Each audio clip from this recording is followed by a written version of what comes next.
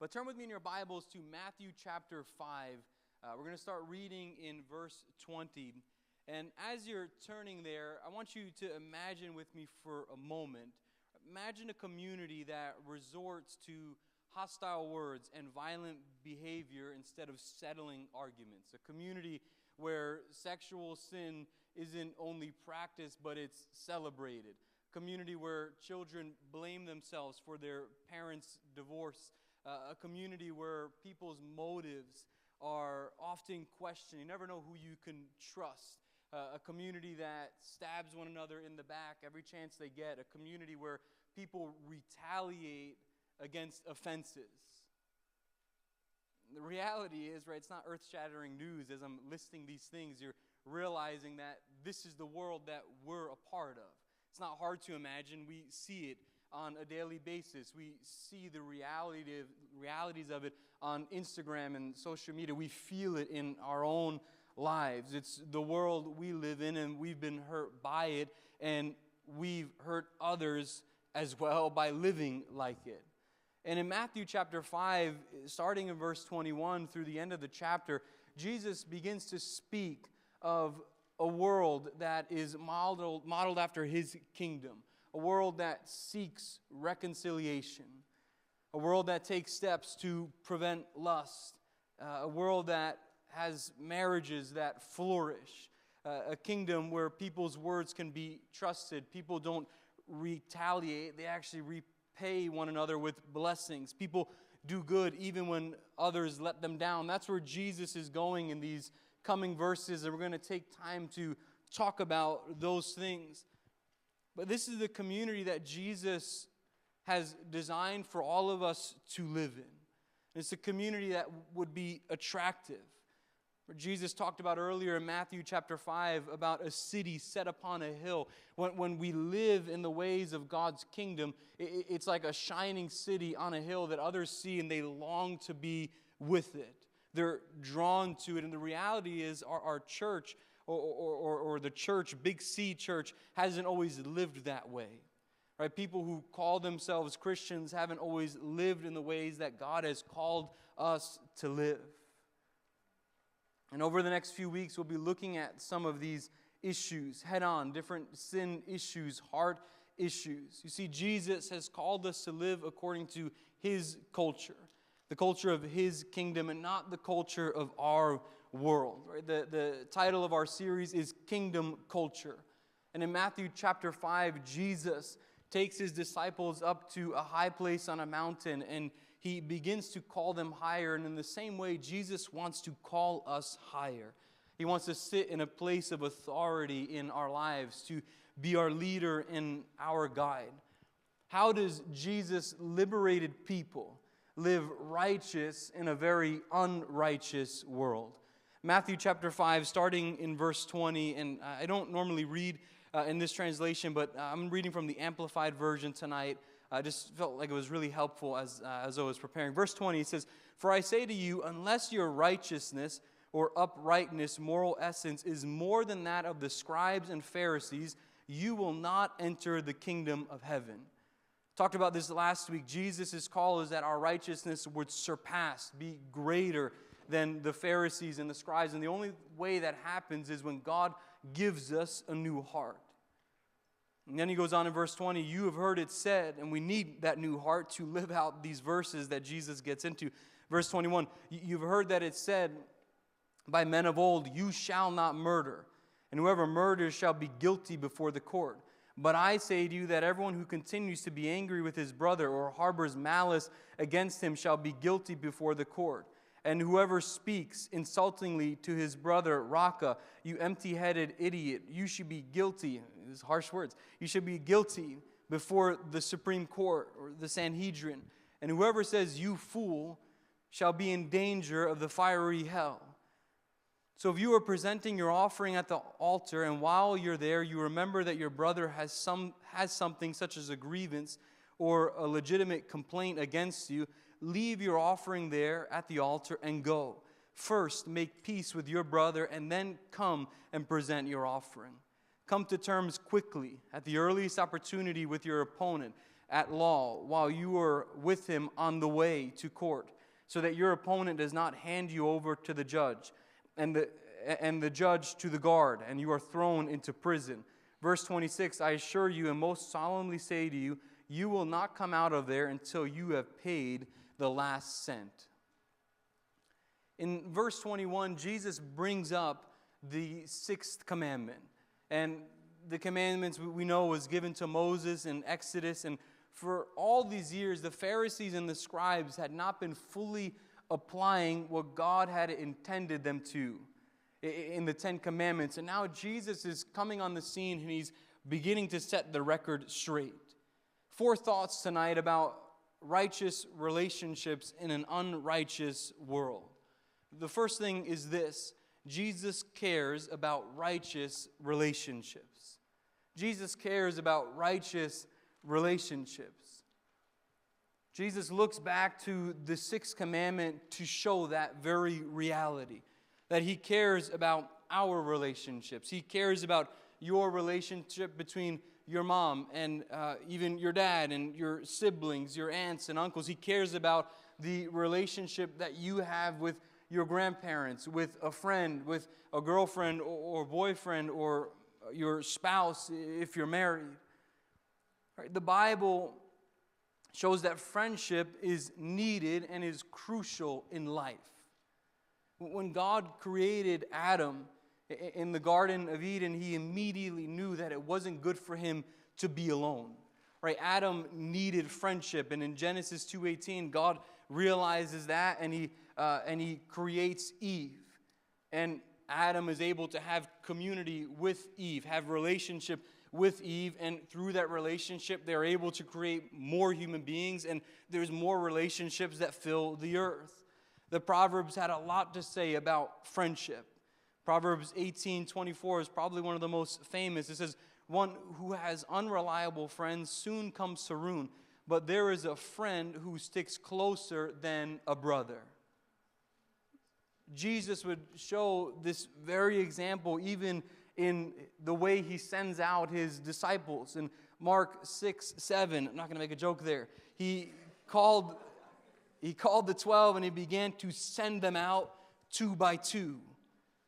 Paul, in the book of Acts, we would see that he would never go on a missionary journey unless he was accompanied by other people. Even when he had a breakdown in a relationship with one person, he tried to reconcile it, and he said, all right, I'm going to go with somebody else. He realized the importance of human relationship.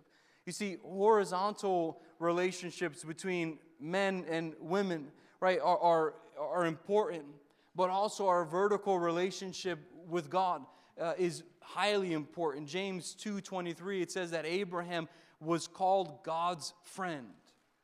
Right, because of Jesus' redemptive work on the cross, we can become friends with the living God. Friendship is vital.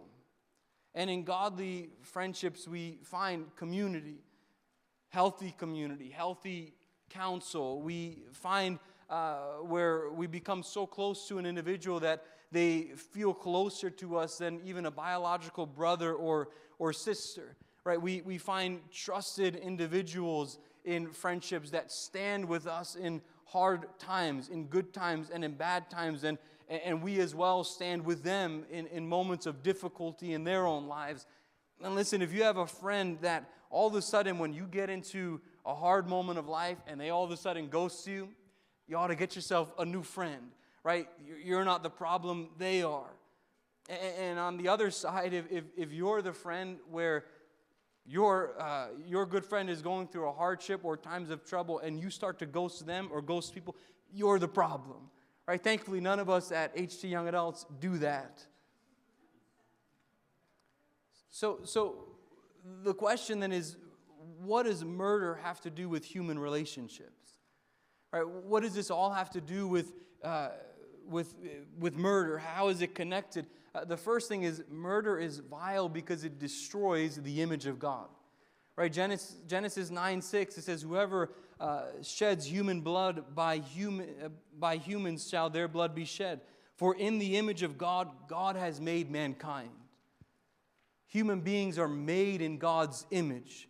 Every single man, every single woman is made in the image of God. Whatever nation we're from, we're all made in God's image. And when someone murders, they are making a choice to extinguish and put to death that God-given identity, purpose, and life in that person. And God says that murderers are liable to judgment. And the second thing is murder is also vile because it destroys human relationship. Not only does murder destroy the image of God in a person, but murder also destroys and completely severs the opportunity for relationship. When someone murders, they are ending the possibility of a relationship with that person. Right? It's final, it's complete. There's no possibility to ever have relationship or reconciliation with the person that you put to death. And where Jesus is getting at to in verse 21 is he's showing that murder is only a symptom of a disease. It's the physical results that people see in the real world. And the Pharisees and the scribes were content if they never murdered. Right? If they literally didn't murder, in their eyes they were satisfying the law. Right? That's how they lived. That's how they taught. And the Pharisees and the scribes, they were highly concerned with the letter of the law, but God hasn't only asked us to be concerned with the letter of the law, but the spirit of it. Right? You might not physically go out and murder someone. I mean, the majority of people will never do that, but what's in your spirit? What's happening in your heart, in your mind when you look at a person? Right? Again, most people will never commit the act of murder, but apart from Christ's redeeming work, every human heart carries the spirit of it. We carry anger, carry it through our pain, we carry it through our words, we carry it through pride and selfishness, we carry it in our ego. You've heard that you should not commit the physical act of murder, but Jesus says, I say to you that everyone who continues to be angry with his brother or harbor malice against him shall be liable to judgment. In other words, Jesus is saying the act of murder is not the only thing that severs the ability of relationship to flourish, but anger does as well. Jesus says that anger is liable to judgment just as murder is. And before we take a closer look at anger, I think we have to stop and quickly wrestle with the tension. Right, the tension that's in the text. I know someone in the room is probably thinking like, wait a minute. God, or in the Bible, we see forms of anger that are allowed. Right? Jesus was angry. Right? Didn't Jesus condone anger? And that leads me to the second thought. Jesus demonstrates righteous anger. When is anger not wrong? When it's righteous. Righteous anger is aimed at sin and not at personal affronts. In the Gospels, Jesus called the Pharisees all sorts of words, and it's comical as you're reading through, where you're reading, he calls them fools, he calls them blind, he calls them hypocrites. He got angry with them when he was healing on the Sabbath, and in Matthew chapter 21, Jesus is flipping over tables and raising his voice, causing a commotion in the temple. Was Jesus angry? Yes. Was Jesus righteous in those moments? Yes. Why? Because Jesus' anger was pointed at unrighteousness. It was pointed at sinful behavior. It was directed at the false teaching that was coming from the scribes and the Pharisees. But Jesus was never angry at personal fronts. His anger was never focused on personal fronts. In 1 Peter 2:23, it says, when they hurled insults at him, he did not retaliate. When he suffered, he made no threats. Right? When Jesus was denied, what did he do? He loved. When Jesus was betrayed, he loved. When he was accused by many, what did Jesus do? He loved. When he was beaten and hung unfairly on a cross, Jesus loved. Righteous anger is rooted in God's justice and not in personal pride. Righteous anger is not looking at a situation and saying, how dare you do that to me? Right? How dare you cut me off on the road? Right? How dare you not include me in the group chat that you made? Right? Even as frivolous as it sounds. Right? We've all been there. Right? How dare you not text me back when I wanted you to? And we can get more serious in our complaints. But listen, we often get more upset by personal insults and not angry enough over injustice in the world.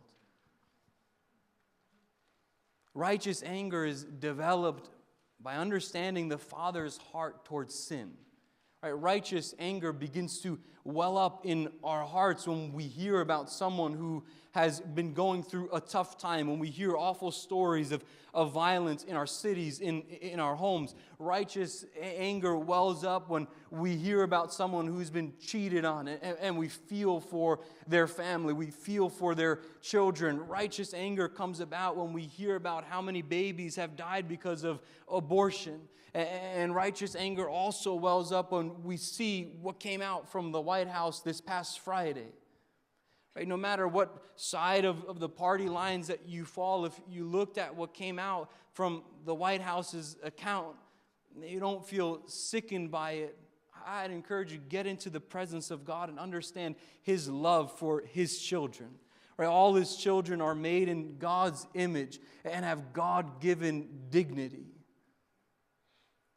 Lust and greed, and we're going to talk about that in the coming weeks, right? If anger is hard, it's going to get a little bit more difficult. But lust and greed should be suppressed. But righteous anger should be encouraged. It should grow in your heart as you get closer to Christ. You should become more aware of it and have a deeper understanding and have a deeper anger towards the things that Jesus is so frustrated about. But there's one thing that righteous anger does not do. Righteous anger does not condemn. Everybody look at me for a moment. The enemy is cunning and sly. He always tries to deter us from the very things that God wants us to live out. And there's righteous anger that we have and we grow in, but it's the enemy's opportunity to try to steal that and push us to a place of condemnation. Jesus is the one who is the righteous judge. He's the authority, not us. We don't have the authority to condemn or judge people. Right? Don't allow the enemy to mix your righteous anger with condemnation. Right? We should always feel angry and disturbed by the sin that people commit, but love the person. Right? Proverbs 8:13, it says, to fear the Lord is to hate evil. Right? I hate pride and arrogance, evil behavior, and perverse speech. He's not hating the person, but he's hating the behavior. Right? The holier we become, the more pure in heart we become, the undividedness in our heart, right? The more compassion we should feel towards the sinner who's lost their way in life. Right? I know I mentioned abortion before, but guys, we can't be the ones that condemn the person. Right? You don't have a license to condemn, but a license to love and lead others to Christ. Let your righteous anger give you a holy zeal to see God's kingdom grow, to see God's kingdom expand. And so we've looked at how Jesus cares about righteous relationships. We looked at righteous anger. And righteous anger doesn't get in the way of godly relationships, but something does. And that's number 3. Jesus warns against unrighteous anger. It's pretty clear, right? What is unrighteous anger? Anger that is harbored, right? Unrighteous anger happens when you drop anchor in your anger. It's a mouthful, right? I love kayaking, and I miss it right now. It's been so cold. Tomorrow's going to be like 40 degrees, so I'm going to wear shorts. It's going to feel like a heat wave. I'm going to get out there. Maybe I'll take my kayak out. But I love kayaking, and in the summer I try to go as much as I can. But one thing that you realize when you're kayaking, especially I'll try fishing when I'm kayaking, and one thing that you should never do is anchor your kayak when the waves are rough or the wind is rough. Because the kayak is designed to flow through the water. right? It's designed to go with the waves. But when you anchor into rough waters, you can put your kayak at great danger. You could put your life at danger because a wave could come and literally knock your kayak over, knock you into the water because it's not allowing the kayak to flow in the water, to flow through the current. And the same is true for anchoring in anger. Right, to be angry for a moment, to process the anger, the emotion, right? There's nothing wrong with that. Paul talks about it in Ephesians, be angry and do not sin. Don't let the sun go down on your anger. In other words, deal with it. Right, it's not wrong to feel the emotion of anger. The problem is when we begin to anchor into our anger. Right, we become like this guy on the screens. Right? We become like the guy from Inside Out. When we harbor our anger, we're at risk of exploding. When we harbor our anger, we don't work to deal with it. We're in danger of harming others and harming ourselves in the process. See, anger is only one letter away from danger. Harbored anger is dangerous. If you only hear one thing tonight, I'd urge you to hear this. And I really think it sums up all that we read in these few verses. Don't harbor anger, lest it become a danger. Don't harbor anger. The vast majority of people will, like I said before, will never murder someone, but so many have murdered people in their minds. Right, their anger became dangerous. It became vile because it festered and it began to destroy life around them. Right, we can kill those around us by destroying their spirit, their soul, by picking apart the person in any shape or form. What does unrighteous anger look like? Jesus showed us in verse 22, it escalates, it builds upon one another. Anger starts in the heart, and it escalates into our words and actions until it takes over our whole self. Verse 22, in the beginning, Jesus says, "But I say to you that everyone who continues to be angry with his brother, harbors malice against him, shall be guilty before the court." It begins in the heart and the mind. Right? It begins when you get cut off in the church parking lot at the 11 a.m. service. Right? It begins when you get cut off. You lost the parking spot and now you're just circling for a few minutes. Right? It begins in offense. He said, "What about me?" He doesn't think I'm qualified for that. Right? It begins in envy or jealousy. Right? How is he dating her? Or how is she dating him?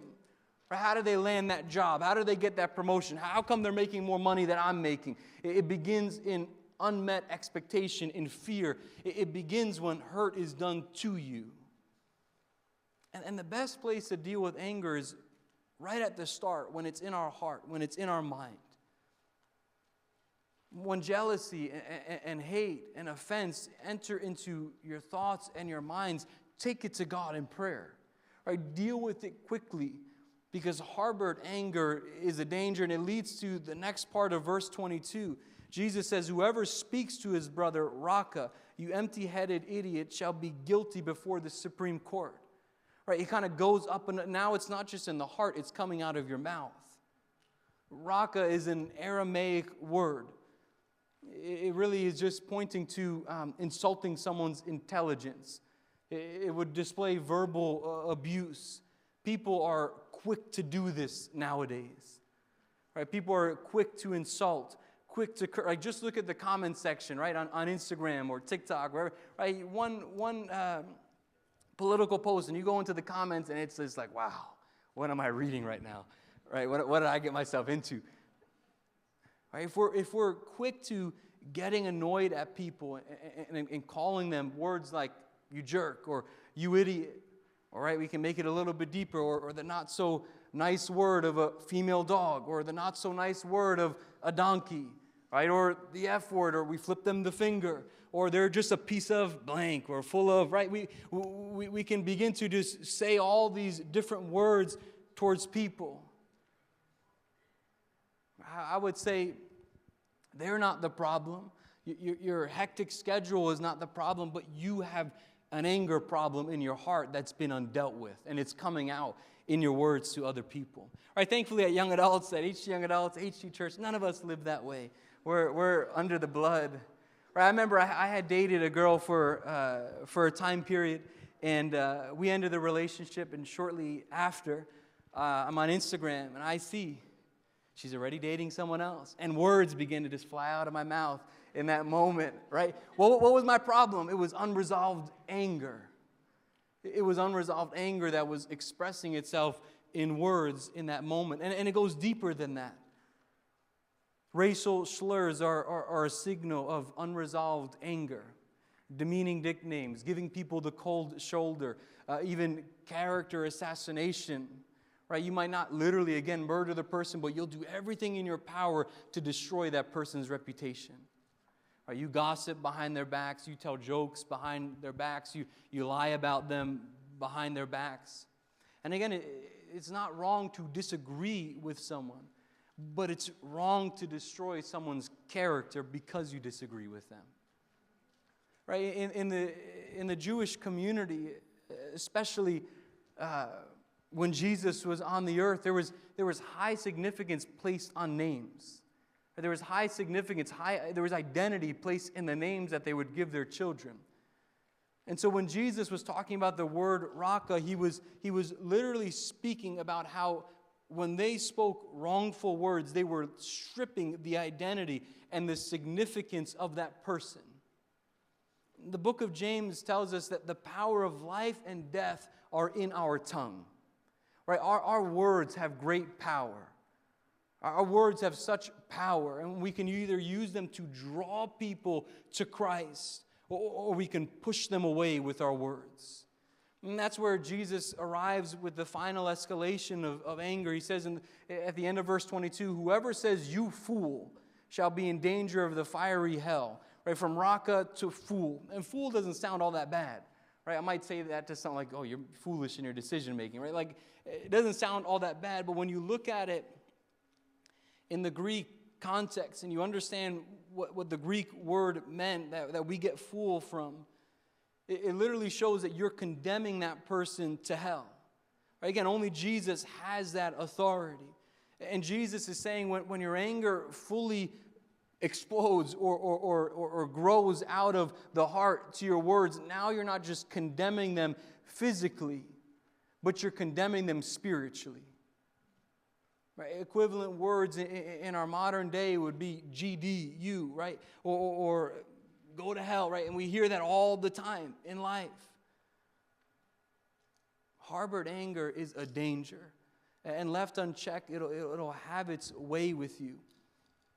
And you'll say things you never meant to say, and you'll never be able to take them back. I'm sure so many of us can think about moments where we've said things that we wish we can go back and rewrite the script. But we never can because the words are out. And so what are the consequences? Jesus shows us in this passage, harbored anger destroys life and relationships. 1 John 3:15, anyone who hates his brother is a murderer. Right? Angry actions, angry words that attempt to get rid of people in our way. Right? In our thoughts and our actions, we're wishing that they were dead. It's the same as murder. Harbored anger also destroys our ability to remain connected with God. In verses 23 and 24, Jesus is depicting someone in worship. This person had anger problems. And Jesus said, hey, leave your gift at the altar and go and reconcile with that person. Before you offer me worship, go and reconcile with that person. What is Jesus saying? He's teaching about reconciliation, and we'll get there in a moment, but he's also saying in that parable, he's saying when you refuse to let go of your anger and your hatred of other people, God will refuse your worship. Psalm 66:18, it says, if I had cherished sin in my heart, the Lord would not have listened. Right? God cannot align with sin. And sometimes you might be going through a dry period in your life with the Lord. Maybe you're not hearing the Lord. Maybe you're just not understanding the Lord. And that could be a sign that you have anger in your heart that you have not dealt with. And God is saying, hey, before you try to enter into my presence, go and make that right with the person that you've offended. Harbored anger doesn't just destroy our communion with God. It eventually leads to judgment. Right? Both the action of murder and the spirit of murder lead to the same place. They lead us to a separation for eternity from the Lord. Human courts can't try people for angry thoughts and an angry heart. Only God can. And Jesus says that those who are angry without cause will be liable to judgment. God cares about righteous relationships. He cares that our relationships in life would thrive. And if we have harbored anger in our lives, how do we make peace? Right? What do we do now? What's the solution? Number 4, Jesus provides a remedy for resolving offense caused by anger. If Noah can come and help us close. Jesus doesn't just tell us what we should not do, but he tells us what we should do in the face of anger and offense. I remember I was driving on the highway a few years back, and accidentally, the person was in my blind spot. I was merging onto the highway, and I kind of just cut in front of someone. He had to slam on the brakes, and then all of a sudden, I'm just realizing when I'm getting in the right lane what I did. And I see him swerve into the middle lane, and he's gunning it up towards where I am, and he evens his car with mine, and I just see him yelling at me, swearing at me, flipping me off, and I just made one gesture. I said as best as I could so you could read my lips, I'm sorry. And I put my hand up, and in that moment when I did that, his whole face changed. He looked towards the road, and he just kept driving. He just kept driving onward. You see, Jesus' remedy to offense, it's caused by anger, caused by wrongful action on our part, is to deal with offense quickly and completely. Deal with it quickly and completely. Right? I was in the wrong when I cut off that driver. And he was in the wrong probably for how he reacted. But by quickly apologizing, the situation didn't escalate any further. Right? We just went on our separate ways. And in the 4 verses, 23 to 26, Jesus shows that similar reality, that we're not to nurse our resentment, not to stay silent in our anger and let it stew, but he's saying, get it sorted out. Swallow your pride, fix the situation. Right? In the first example, the man is going to the temple to worship, and he probably traveled many miles from his house to the temple of God. And he was offering a sacrifice to the Lord there. And he realized while he was walking into the temple, hey, I did wrong. And when he realized that, he put down his sacrifice. He walked miles to go make the situation right. And then he came back to the house of the Lord to sacrifice and worship before the Lord. Listen, don't attempt to cover up your brokenness with worship. Right, or an Instagram story that reflects some form of Christianity, or literally by giving God an offering of your finances. Right, hold your purse and go reconcile. Hold your wallet and go reconcile. You can't buy God's grace. Go and make peace with your brothers and sisters. In this passage, Jesus is showing that if you've offended someone, you go and say, I'm sorry. But there's a similar passage in Mark 11:25. It says, whenever you stand praying, forgive if you have anything against anyone, so that your Father also who is in heaven may forgive you of your trespasses. Right? Whether you were the one who wronged or you have felt wrong, our duty as Christians is to go and make it right, to go and say, I'm sorry, or to go and say, hey, I forgive you for what you did. Release them to the Lord. And then quickly in the second example, in verses 25 to 26, Jesus depicts someone on their way to court. Now, Jesus isn't really giving legal advice. I don't think he's trying to give legal advice here, but I'm not a lawyer, but it's probably best to try to settle before getting into the courtroom. But I think Jesus is giving a greater example here. All of us are on our way. Right, we're walking on our way in this world. And one day we're going to stand before the final courtroom Or we're going to be in Jesus' courtroom, the righteous judge. And Jesus is saying, while you're on earth, settle your accounts now. Settle the wrong now before you step into my courtroom and I have to judge you on behalf of the things you didn't make right when you had the opportunity to do so. Right? Deal with the offense quickly and completely. Say, I'm sorry quickly. Say, I forgive you quickly. I know it's hard to forgive those that have deeply wronged you. And sometimes it takes days or weeks to work through the anger that you feel. Maybe it takes time of talking with a trusted person, a counselor, a pastor. But don't sit on the anger for so long that it becomes a resentment and a danger to you. And if you've tried to set things right in your life, and hey, it didn't work, right? You said, I'm sorry. They didn't want to hear it. You said, I forgive you. They didn't want to hear it. Listen, all you can do is your part. Right? Once you do your part, you release it to the Lord. Or you can't force someone to forgive you. Or you can't force someone to apologize to you. But what you can do is control yourself. You can apologize, you can forgive, and you could bless them along the way. You don't need to be friends with everybody in life. But I'd say don't allow anything to keep you from being friends with that person. Right? Reconcile quickly and completely. And how do we do that? Repent to God, confess to the person, and bless them. And let me just add this as we begin to close. I'm going to pray for you. We're going to go to small groups. Use wisdom in how you go about this. There's some situations that God doesn't maybe want you to journey back to. Right? And so use wisdom. Ask people for help. Especially when it has to do with an ex, right? I think in most cases you really don't need to open a door with an ex from the past. Listen, there's all messes that can happen when you open a door with an ex from your past. And sometimes all you have to do is pray for them, talk with someone about it, forgive them in your heart, and release them and bless them to the Lord. Psalms 133 verse 1, it says, behold, how good and how pleasant it is when brothers dwell in unity. Right, that's our prayer. That's our prayer, that we would be united and not causing offense to everyone around us.